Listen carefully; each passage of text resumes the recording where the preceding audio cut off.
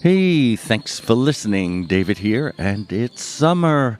I'm here outside the Bent Pine Golf Course overlooking the 18th hole, listening to the water running from the fountains and the birds chirping, and watching one of the players on his fifth putt on a par 3 hole. Okay, so as the season begins, I thought that for those of you who have been asking for us to go back to our beginnings, we will do a Yak About Tech show and also have something very special planned for the summer, which we are calling Yak's Summer Info Series. So that's what we'll yak about today.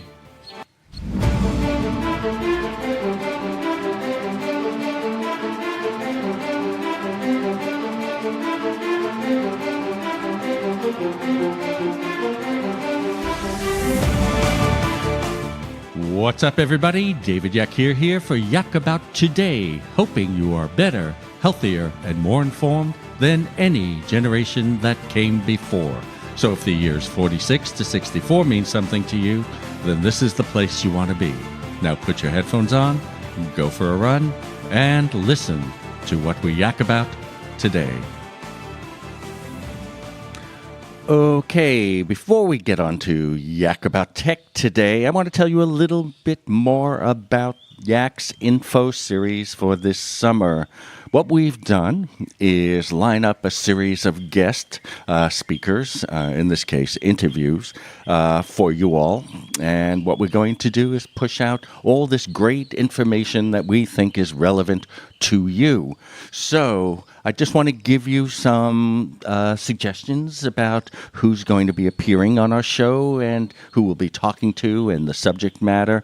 And I'll start off with Julia Carlson from the Financial Freedom Wealth Management Group. Last year, she wrote the book Fit Money and works with baby boomers in helping them retire early and successfully, she says. We have Elliot Katz, who has some interesting thoughts on masculinity. He says his book entitled Relationship Advice for Men is saving relationships around the world. And since the majority of you always are interested in finances, we've lined up Gordon Stein, author of the Cash Flow Cookbook, to see what recipes he's got for your finances. And on a more somber note, we have William Protzman, who works with boomers and deals with suicide prevention. He teaches at-risk people how to use music to self-intervene with distress, depression, and anxiety. All right, that should be helpful to some of us. And we have Mark Willis. He's a financial planner who is a Bank on Yourself authorized advisor. He says, fire your banker and become your own source of financing. Well, we'll see how well that works, since many of us are always complaining about our bankers. Okay, next we have our guru, Stephanie Cunningham, who talks about yoga as a study of balance, and balance is the aim of all living creatures. Now, for those of you, or those of us, still making our way up the corporate ladder, we have the boss lady herself, Brianna Rooney. She's founder of Techies and Millionaire Recruiter. She calls herself the best wingman ever. And we will have Sandra Dalton Smith, a practicing physician and author who helps burned out individuals recover their life for maximum happiness, productivity, and effectiveness. So that's some of our guests for Yak Summer Info Series. So stay tuned here. And of course, if you listen to Yak About Today on broadcast radio and you miss any of our guests, you can always go to yakabouttoday.com.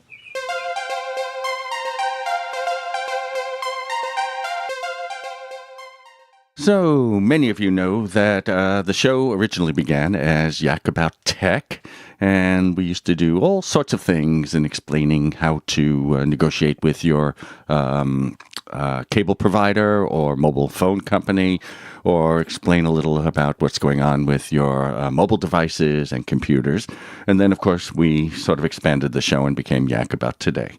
The one thing I realized I never, ever did that I think will be fun for you, and I hope it works for you and can inspire you, is I never did a DIY segment, a do-it-yourself segment. DIY, not to be confused with DWI. You people out there, you know who I'm talking about. So I want to tell you my story that actually caught me by surprise, and maybe it will help you.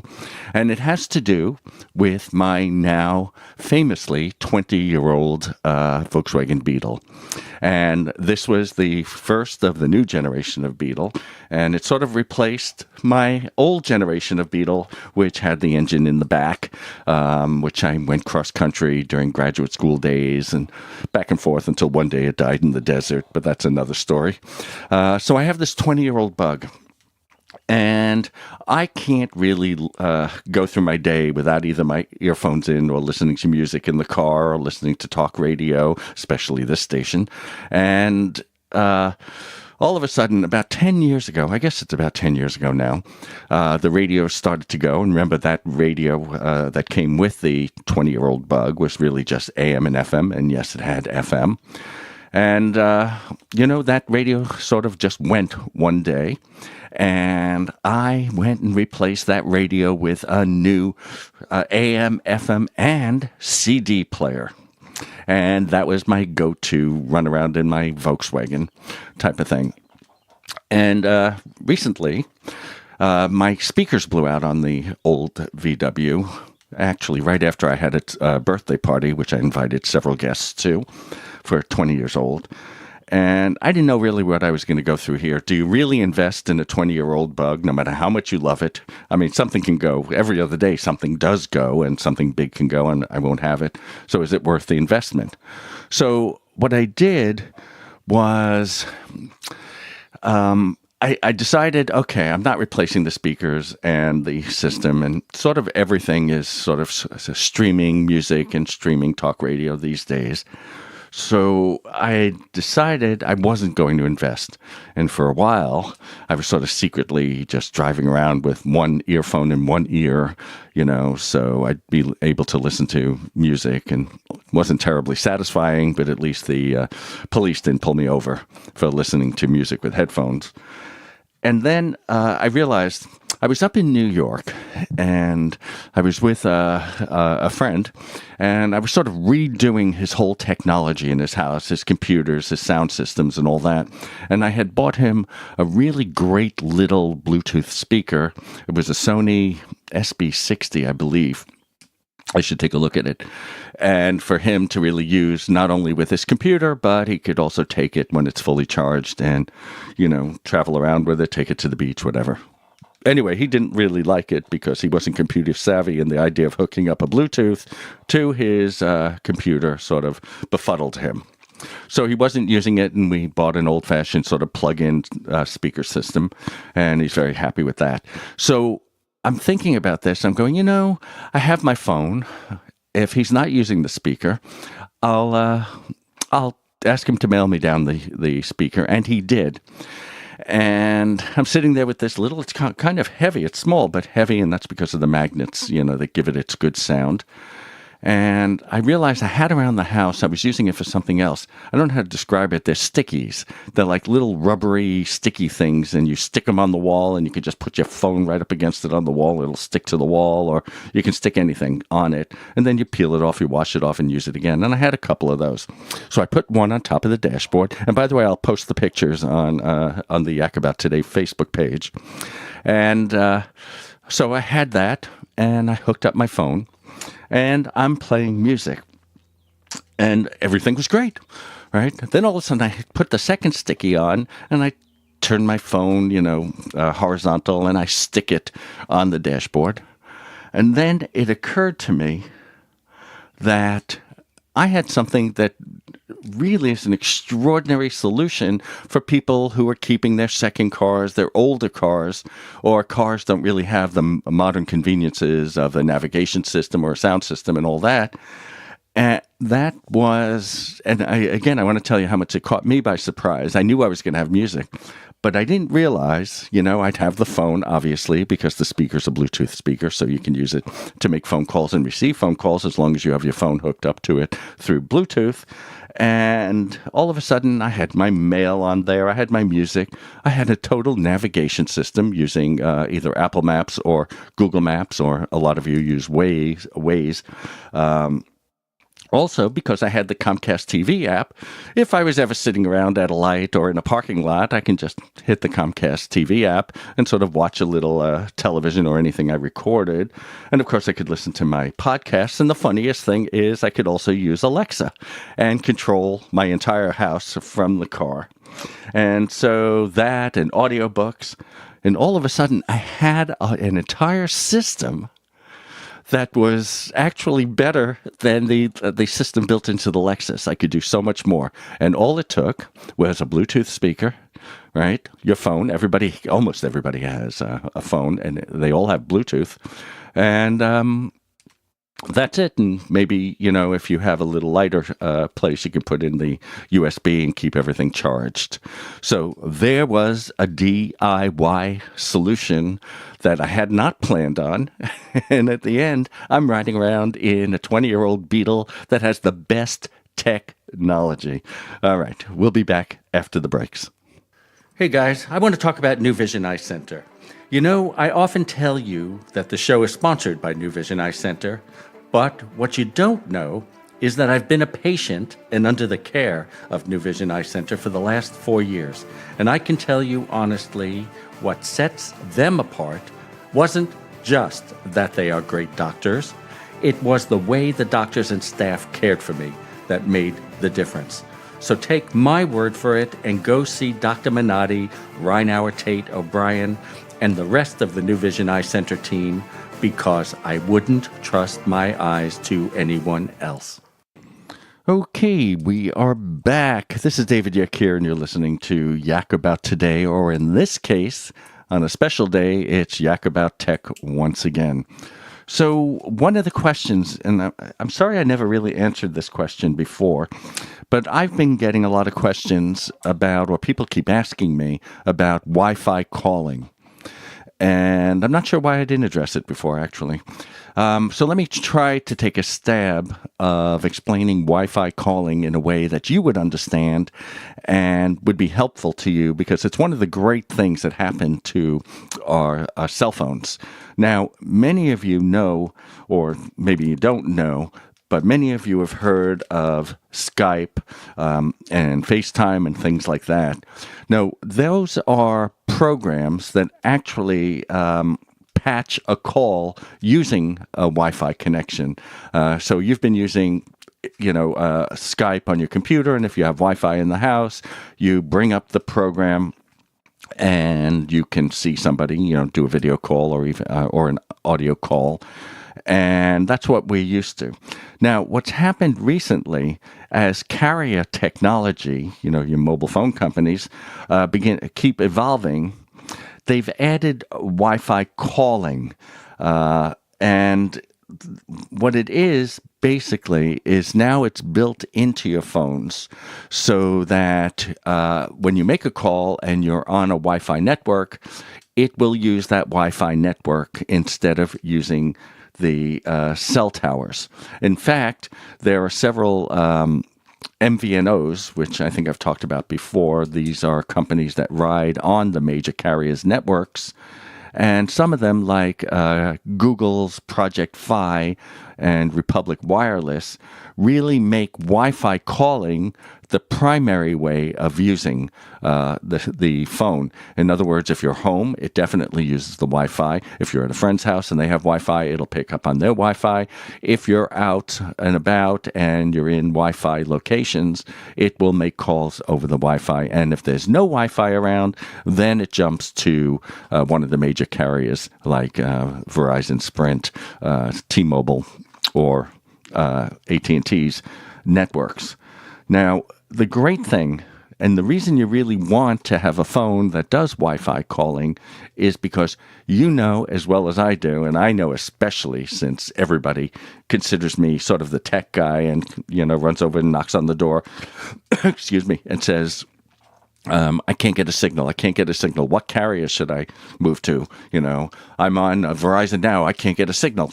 And I'll try AT&T, and maybe I'll try T-Mobile, that type of thing. And this is a way to really supplement the service. So, and I'll give you the perfect example.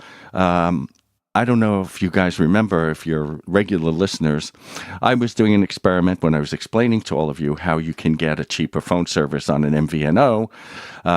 So I moved from Verizon, which was a very expensive contract, as some of you know, and I moved to an MVNO called Total Wireless, and it happened to ride on the Verizon network, so my phones worked as they did. The one thing missing was they did not have Wi-Fi calling capability, and my house is a notoriously bad place to get a signal. And within 2 months, even though it was much cheaper to be on the Total Wireless, I moved back to a Verizon plan that actually wasn't that much more expensive once I understood their new plans. So I recommend that you talk to your carrier, look at your phone, and if you're in the process of getting a new phone, and most I guess do now, make sure your carrier supports Wi-Fi calling, and you will finally be happy in your own home or wherever you go. And some people are in school buildings where the walls are thick.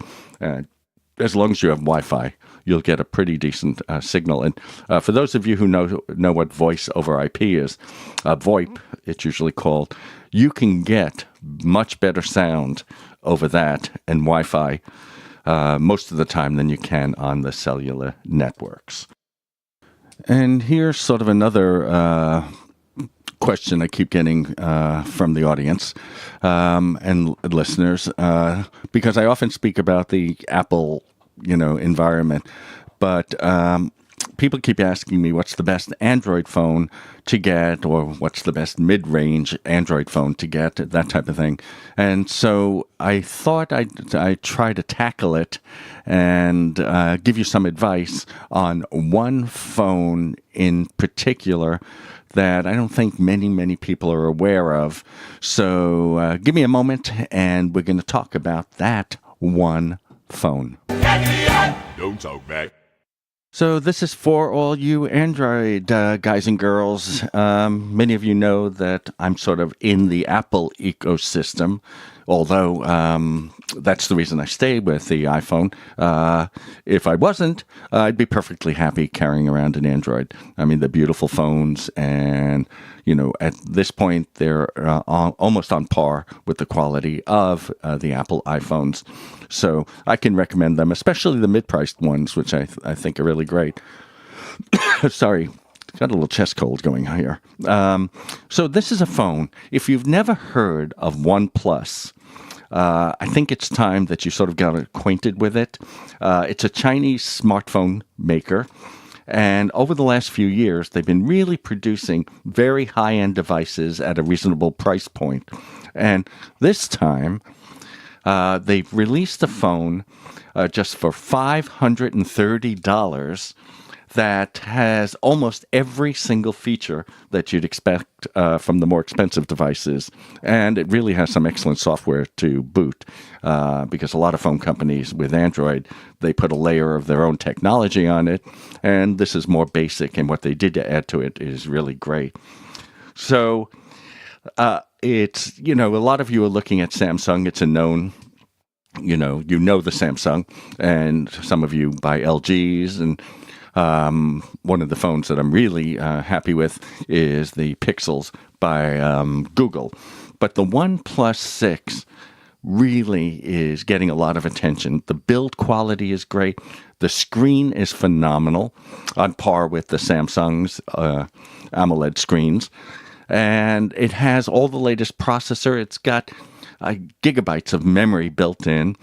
And the reason I'm so hot on this thing is that right now the premium phones like the Samsungs or the LGs or the Pixels, they're going for $899, $999, $1,099, as is the new iPhone X's.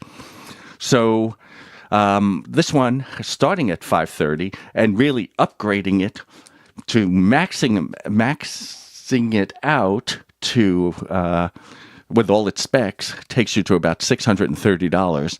You're saving $500. In fact, against the highest end maxed out phones, they're going for about $1,199, $1,250, that type of thing. So for $630, you are virtually getting the same quality of phone. And it is a company that's earned a great reputation. It's called OnePlus. Their first phone was OnePlus One. Now this is the OnePlus 6. So they've been around a while, and they're always upgrading their phones. It's missing a few minor things like wireless charging. It's water resistant, not waterproof. And these are a couple of small sacrifices that I would make for the price. So if I was in the Android world right now, it would be the phone that I'm carrying.